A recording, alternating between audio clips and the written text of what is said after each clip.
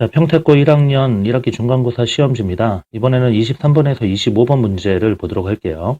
이게 평택고 시험지기는 하지만은 선생님들이 선택지를 어떻게 구성하고 있는지 이런 것들을 분석한다는 점에서는 다른 학교 학생들한테도 큰 도움이 될 거예요. 특히 지금 1학년 시험지이기는 하지만은요, 이런 문학 시험의 선택지가 어떻게 구성되는가는 2학년 학생들이 매우 주목해서 보셔야 됩니다. 고2 문학 시험지의 학생들 어차피 나오는 시험 범위인데 거기서 나는 왜 자꾸 틀리고 있을까 했을 때 자기가 선택지를 제대로 보고 있는 거 아닌가를 유심히 봐야 되거든요. 이런 거 복습하는 것이 큰 도움이 된다. 큰 공부가 된다. 이렇게 생각하시면 돼요. 자, 먼저 23번 문제 보도록 하겠습니다. 23번 문제는 아이고, 꺼져봐. 자, 가부터 다의 공통점을 물어보는 문제였는데요. 일단 이 시험지 세트가 약간 낯선 사람들을 위해서 간단하게 시를 소개한다면 첫 번째 가는 김춘수의 꽃이 나왔고요. 나는 김춘수의 꽃을 패러디한 라디오와 같이 사랑을 끄고 켤 수 있다면 이라는 작품이 나왔고, 다는 김효순 시인의 납작납작이라는 시가 나왔습니다. 자, 1번 선택지. 화자는 시적 대상에 대한 부정적인 견해를 가지고 있다 라고 얘기를 했습니다. 이런 거를 대충대충 느낌적인 느낌으로 선택지를 판단하시면 안 돼요. 하나하나 평소에 정확하게 짚어보는 그런 판단력이 필요합니다. 그러면 봅시다. 가시의 화자는 시적 대상이라고 얘기를 했죠. 그럼 가시에서 시적 대상은 뭐예요? 꽃이죠. 그렇죠? 그러면은 대상에 대한 부정적인 견해를 가지고 있다? 안 되겠죠. 가는 안 돼요. 그러면은 나시는 선생님 부정적인 현대인들의 모습을 들추는 그런 시잖아요. 해가지고 느낌적인 느낌으로 대충 부정적인 내용이 있어. 맞아. 이러지 말라는 얘기입니다. 나시의 화자는 현대인이고요. 감정이 메마른 현대인입니다. 그가 추구하는 것은 라디오 같은 그런 사랑인 거죠. 끄고 싶을 때 끄고 켜고 싶을 때 켜는 그런 사랑이란 말이야. 그렇다면은 화자 자체가 부정적인 인물이고요. 그가 추구하는 사랑이 부정적인 모습이기는 하지만 화자가 대상에 대해서 부정적으로 생각하고 있습니까? 아닙니다. 화자는 그런 사랑을 추구하고 있는 것이기 때문에요. 이 1번 선택지는 나시에 대해서도 틀립니다. 1번 선택지는 다시에 대해서는요, 생각해 볼 수 있어요. 어떻게 생각해 볼 수 있느냐? 다시에서는요, 이 시의 화자는 대상이 누굽니까? 여기 쭈구리 나낙네들 이런 사람들이죠. 그렇죠. 여편네와 아이들 이런 사람들이에요. 자, 이런 사람들에 대해서 그럼 다시 확인해 볼게요. 화자는 대상에 대해서 부정적인 견해를 가지고 있느냐 했을 때 대상을 부정적으로 인식하고 있진 않아요. 하지만 대상이 처한 상황을 부정적으로 인식하고 있죠. 그런 점에서는 대상에 대한 부정적인 견해가 상황에 대해서 부정적인 견해라는 거냐, 대상을 둘러싼, 아니면 대상 자체를 부정적으로 바라본다라는 거냐. 응? 그렇지? 그래서 이 두 가지 중에서 이 선택지가 정확하게 무엇을 가리키는지에 대해서는 모호하단 말이죠. 그러니까 1번 선택지는 다에 대해서는 보류, 이렇게 보셔야 된다는 얘기고요. 그 다음에 2번, 유사한 문장을 변주하여 주제의식을 드러내고 있다 라고 얘기를 했는데, 나의 펜이 어디 갔지? 자, 가시는 내가 그 이름을 불러주기 전에는 다만 하나의 모양에 지나지 않았다. 불러주었을 때 그는 나에게로서 꽃이 되었다. 라는 이런 식의 구조들이요. 이런 식의 구조가 비슷하게 반복되었다. 라고 볼 수가 있겠고요. 그 다음에 자, 우리들은 모두 무엇이 되고 싶다 하면서 확장해가지고요. 또 무엇이 되고 싶다. 이런 식으로 이야기를 했으니까 여기에서는 유사한 문장을 변주해서 주제의식을 드러냈다. 라고 볼 수 있습니다. 특히 이 부분이요. 그 다음에 나시는 가시를 패러디한 것이니까 이게 뭐 이런 게 나오는 거지? 보자. 자, 자, 나시는 가시를 패러디한 시니까 형식적으로는 거의 유사하고요. 다시를 볼게요. 다시에서는 유사한 문장을 변주하여 이거 또 꺼졌냐? 유사한 문장을 변주하여 주제의식을 드러냈다라고 했는데 주제의식과 관련된 부분 어디 있을까요? 했을 때 일단 입술도 슬그머니, 표정도 없이 슬그머니라는 대상이 처한 상황이고요. 그 다음에 하나님 보시기 마땅합니까? 요거요. 그리고 여기서도 하나님 보시기 어떻습니까? 이거 하나님한테 항의하는 거죠. 세상이 이래서는 안 된다고. 그러니까 이런 부분에서 주제의식을 드러냈다라고 볼 수가 있겠죠. 그래서 2번이 맞구나 라고 보시면 됩니다. 왜 또 체크가 안 되니?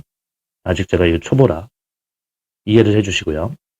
그 다음에 23번에 3번이요. 종결의미의 반복을 통해 의지적 태도를 드러내고 있다 라고 얘기를 했습니다. 자, 이런 거 안 될까요? 쉽다. 왠지 될 것 같아요. 그렇죠? 그러면 나시는 형식 그대로 모방했으니까 그렇다라고 볼 수 있겠습니다. 그런데 다시는 항의하는 시죠. 화제의 의지를 드러내는 것이 아니었다는 얘기죠. 그렇죠? 여기서 꺼져 하시면 되겠고.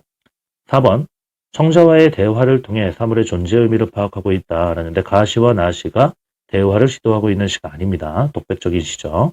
그 다음에 5번 원작의 내용이나 형식, 표현 등을 바꾸어서 다양한 시각에서 창의적으로 재구성한 작품은 예죠. 그렇죠. 얘밖에 없어요. 공통점이라고 볼 수가 없죠. 자, 이렇게 해서 23번 문제 스킵하시고요. 그 다음 자, 문제에 누구나 다 볼만한 문제 24번 문제입니다. 별표도 똑바로 못 그리는 나예요. 자, 가 나에 대한 설명으로 적절하지 않은 것이라고 했는데 가와 나는 구체적 대상을 통해 추상적 의미를 전달하고 있다라고 얘기를 했습니다. 자, 이쯤에서 여러분들 우리가 같이 볼 것이 있어요. 바로 이겁니다. 꽃이라는 시험. 자, 우리가 이 교재를 가지고 공부를 했는데 여기서 대상의 특징에서 이런 거 있죠. 구체적인 대상을 통해 추상적이고 관념적인 의미를 전달했다라는 말이 나와 있습니다. 그 다음에 인식의 주체를, 요거 잘 보세요. 인식의 주체를 점층적으로 확대하고 존재에 대한 의미를 심화했다라는 말이 있습니다. 우리 요거 주목해서 보셔야 돼요. 자, 충분히 다 봤습니까? 이런 것들. 자, 그럼 옆으로 좀 넘어가 볼게요. 자, 나의 시는 요겁니다. 라디오 같이 사랑을 끄고 켤 수 있다면 이라는 시인데요. 여기서는 특징 뭐라고 써놨냐면은 자, 풍자적이다. 김준수의 시 꽃을 패러디해서 풍자적 의미를 담았다 했습니다. 풍자가 뭐예요? 비판이에요. 자, 구체적인 사물을 활용하여 추상적이고 관념적인 의미를 드러냈다라고 얘기를 했습니다. 그러면은 요거는 둘 다 공통점으로 써 있는 부분이네요. 그렇죠? 자, 그러면 다시 돌아와서 자, 24번에 설명으로 적절하지 않은 것인데 가와 나는 둘 다 구체적인 대상을 통해 왜 이런 게 떨어지니? 좀 꺼줘봐. 자, 사고가 났어요. 어디 갔니? 나 지금 다시 글씨 쓰는 걸 좀 못 찾아가지고 모르겠어요. 안 써요. 자, 말로만 떠들겠습니다. 자, 가와 나는 구체적 대상을 통해 추상적 의미를 전달하고 있다라고 얘기했습니다. 이거는 둘 다의 공통점으로 해설 내용에 써 있었죠. 그 다음에 2번 볼게요. 가와 나는 인식의 주체를 점층적으로 확대하여 자, 대상에 대한 의미를 심화하고 있다라고 얘기했습니다. 여기서 중요한 거는 바로 얘입니다. 대상에 대한 의미를 심화하고 있다 했는데 이게 중요한데 여기다 밑줄을 안 걷지 이 학생은. 볼게요. 인식의 주체를 점층적으로 확대했다라는 것은요. 가시에서는요. 나에서 출발하고요. 그 다음에 그의 이름을 부르고요. 이번에는 그가 나의 이름을 부르고요. 우리들은 모두 해가지고 인식의 주체가 확대되었다라고 볼 수 있습니다. 그 형식은 나에서도 그대로 전개가 되고 있기 때문에 2번 선택지의 인식의 주체를 점층적으로 확대하여 라는 것은 다 맞아요. 다 맞는데 대상에 대한 의미를 심화하고 있다. 학교쌤이 이제 요거를 틀리게 만들었다는 얘기죠. 자, 대상에 대한 의미를 심화했다라는 것은 이렇게 이해를 볼 수 있습니다. 의미를 심화했다라는 말의 의미가 뭐냐? 의미를 좀 더 깊이 있게 분석 들어갔다는 얘기가 되겠죠. 가시에서는요. 내가 이름을 불러주었을 때 그는 나에게 꽃이 되었고요. 그 다음에 엄청 버벅거리고 있네요. 자, 밑으로 쭉 내려가면 우리들은 모두 무엇이 되고 싶다. 그런 눈짓이 되고 싶다라고 해서 꽃을 무엇으로 바꾸고요. 눈짓으로 바꿨습니다. 무엇이라는 것은 어떤 지금은 미지칭이지만은 어떤 지칭된 어떤 의미 이렇게 볼 수가 있겠고요.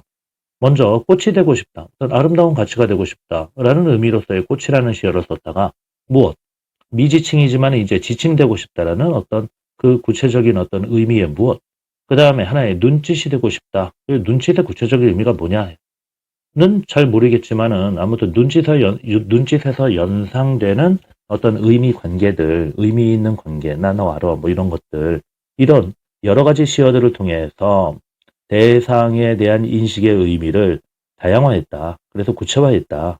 라고 본다면 의미를 심화했다. 라고 볼 수 있습니다.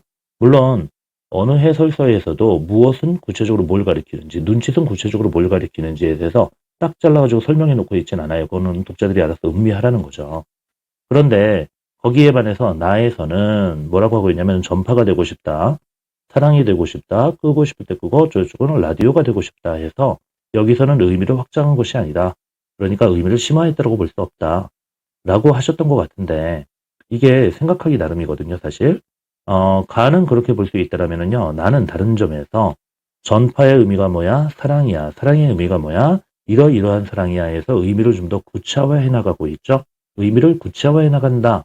라는 것도 어떤 측면에서 보면은 심화한다. 라고 볼 수 있습니다. 그러니까 이거는 학교쌤이 의미를 심화한다라는 것은 그 의미를 다양하게 이런 의미로도 해석이 돼 저런 의미로도 해석이 돼 해서 의미를 다양하게 확장시키면 그거는 심화했다고 볼 수 있어. 하지만 의미를 구체화한 것은 의미 심화가 아니야 라고 분명히 생각하셨거나 아니면은 나아가 의미가 구체화되고 있는데 그 과정을 학교쌤이 놓치셨거나 아무튼 제 생각에는 학교쌤이 이것을 2번은 틀렸다. 가는 맞고 나는 틀렸다라고 보기는 근거가 가에서는요. 해설서에서 인식의 주체를 점층적으로 확대해 존재에 대한 의미를 심화했다라는 특징이 써 있지만은 나의 시에서는 그게 안 써 있으니 나는 그게 아니다. 그러니까 요거는 문제로 만들 수 있겠다라고 생각을 하신 것 같아요. 하지만 요거 따지고 본다라면은 이거 논란거리가 좀 될 수 있지 않을까 그런 생각이 듭니다. 그러니까 생각하기 나름이다라는 거죠. 그런데 사실 내신 문제라는 것이요. 출제자가 어떤 기준으로 의미를 심화한다라는 요 구절을 해석하느냐에 따라서 정답 오답들이 사실 달라질 수 있는 문제들이 더러 생깁니다. 그러니까 이번 문제 같은 경우에도 결국에는 우리가 뭐에 초점을 맞춰가지고 공부를 해야 하며 선택지의 말들을 뭘 기준으로 해서 판단해야 되느냐 했을 때 사실 가장 분명한 것은 교사용 교과서죠. 교사용 교과서에서 어떤 방향으로 해석을 하고 있으며 비슷비슷한 패러디 작품인데 한 작품에는 이 설명이 써 있고 저 작품에는 안 써 있으면 이건 차이점으로 인식할 수 있는 것이로구나. 이런 식으로 철저하게 교사용 교과서가 출제의 기준이 되고요. 그 다음에 우리가 공부하는 기준이 돼야 된다라는 것이 현재 내신의 한계가 아닌가 뭐 그런 생각이 듭니다. 자, 이 학생이 고민했던 3번 선택지를 볼게요. 가는 나와 달리 명명 행위를 통해 시적 대상에게 의미를 부여하고 있다라고 얘기를 했습니다. 명명이 뭐예요? 이름을 부르는 거예요. 나에서는 뭐 했어요? 이름 불렀어요? 아니에요. 단추를 눌렀어요. 그렇죠? 그래서 3번은 맞죠. 4번. 나는 그와 달리 내용적인 측면에서 풍자적인 의미를 담고 있다. 라고 했습니다. 그렇죠. 나시의 해설에서는 풍자 엄청나게 써 있었고요. 그 다음에 나는 가를 재구성하여 형식은 유사하지만 내용은 재창조한 작품. 여러 번 강조했었죠. 이것은 형식을 유지하면서 내용을 새롭게 구성한 그렇죠. 새로운 주제의식을 담은 패러디 작품이었습니다. 자, 그 다음에 25번 문제. 기억부터 미음에 대한 설명으로 가장 적절한 것은 이라고 얘기를 했습니다. 일단 기억은 몸짓의 의미가 점층적으로 확대되어 눈짓의 의미를 가진다 라고 얘기를 했는데 여러분들 몸짓은 의미 없는 것이고요. 눈짓은 의미 있는 것이니까 서로 대비되는 시어입니다. 대비되는 시어니까 이거는 점층적으로 확대됐다고 얘기할 수 없는 거예요. 그 다음에 니은 누르기 전까지는 의미 없는 존재지만 뭐 그러겠죠? 누른 후에는 소통의 매개가 아니라 의미 있는 존재가 돼야죠. 뒷부분이 틀렸습니다. 어쩌다 여기다 동그라미를 해놨어. 그 다음에 디귿 고독하고 삭막한 시적 대상의 내면 이게 참 재밌는 구절인데요. 디귿이 뭐냐면 이거거든요. 굳어버린 핏줄기와 황량한 가슴 속 버튼을 눌러다오. 이거 누구 거예요? 이거 화자 거예요. 그러니까 3번은 왜 틀렸을까요? 고독하고 삭막한 시적 대상이 아니라 주체입니다. 주체. 대상이라고 슬쩍 바꿔놓은 거죠. 자, 이런 걸 통해서 학교쌤이 문제 선택지를 어떻게 구성하고 있는가 이런 것들을 유심히 보라는 얘기입니다. 내가 선택지 읽을 때 뭘 조심하면서 읽어야 되는지도. 자, 리을 서리적 표현의 반복을 통해 그런 건 당연히 했겠죠. 서민의 애환을 종교적으로 구원받아요? 아닙니다. 이건 하나님한테 항의하는 시지 종교적으로 구원받는 시가 아니죠. 그거는 김현승의 눈물이었고요. 그 다음에 5번 음성 상징어를 통해 억압되어 고달프게 사는 서민의 모습을 형성하고 있다. 억압되어 고달프게 이게 주체잖아요. 그렇죠? 이게 다시의 주체였습니다. 그래서 5번 고르시면 됐던 문제입니다. 문제 해설 여기까지 하도록 하겠습니다. 오늘도 듣느라 고생했어요.